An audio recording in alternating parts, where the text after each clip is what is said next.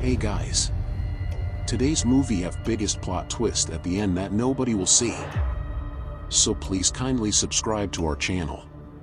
Charlotte is a talented cellist prodigy but had to give up on her training to look after her sick mother. After some years her mother dies, so Charlotte reaches out to her erstwhile mentor, Anton, who runs the prestigious Bach music school in Boston where she trained. Anton is temporarily in Shanghai with his two assistants Jeffrey and Tice and his wife Paloma.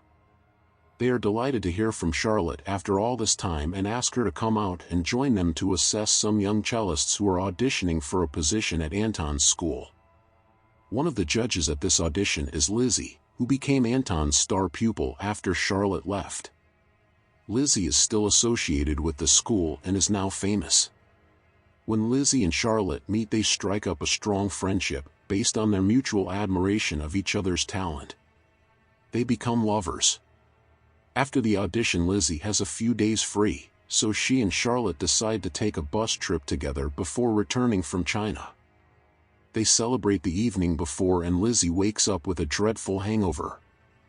Charlotte has some ibuprofen which she gives to Lizzie, so they manage to get on board the bus, but Lizzie feels steadily worse and worse. Charlotte eventually has to ask the bus driver to stop so that Lizzie can get out and be sick.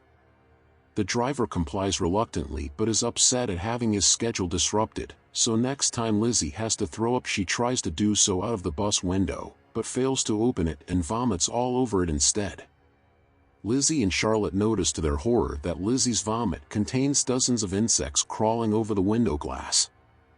The bus driver freaks out and chucks them both off, leaving them stranded in the middle of nowhere. Lizzie vomits again, seeing even more bugs, then starts to realize they are crawling all under the skin of her right hand. Charlotte and Lizzie both panic. Lizzie, desperate to get the bugs out of her, grabs a chopper that Charlotte happens to be holding and chops her hand off. Fast forward a couple of weeks and Lizzie turns up at the gate of the Bach school minus her hand. A flashback reveals that the bugs weren't real and Charlotte had planned all of this. Instead of giving Lizzie ibuprofen, she gave her a strong hallucinogenic drug that was originally prescribed for Charlotte's mother, and manipulated Lizzie into cutting her hand off.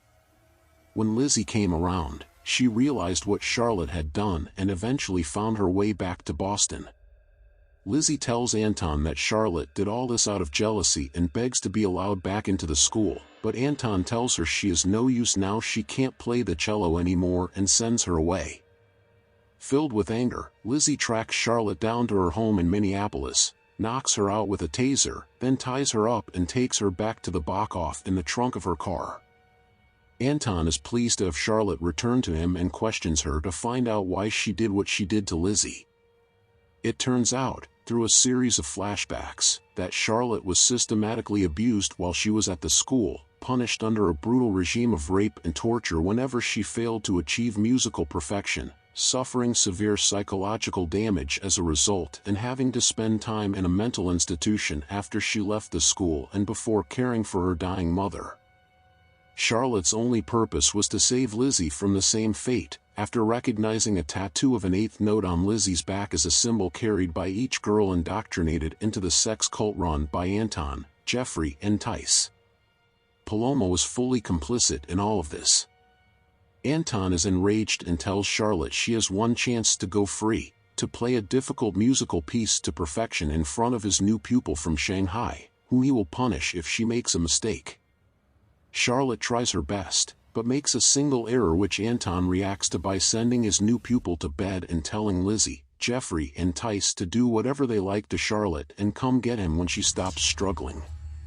Jeffrey and Tice advance on Charlotte, but Lizzie says she wants first turn, to rape Charlotte with the stump of her arm because of what Charlotte did. Jeffrey and Tice wait eagerly, but then fall down dead because Lizzie had poisoned their drinks while they were watching Charlotte play. It turns out that Charlotte had already explained to Lizzie that she had wanted to save her from Anton. Lizzie believed her and they planned all of this together. Anton, meanwhile, is waiting in his room when he gets a knock on the door. It is Paloma, who is fumbling and hesitant because she has a knife stuck in her back. As Paloma collapses, Lizzie and Charlotte come in behind her, bearing kitchen knives. Anton struggles, tries to fight them off, manages to get Charlotte's knife off her and causes severe damage to her left arm, but is eventually overpowered and struck repeatedly by Lizzie.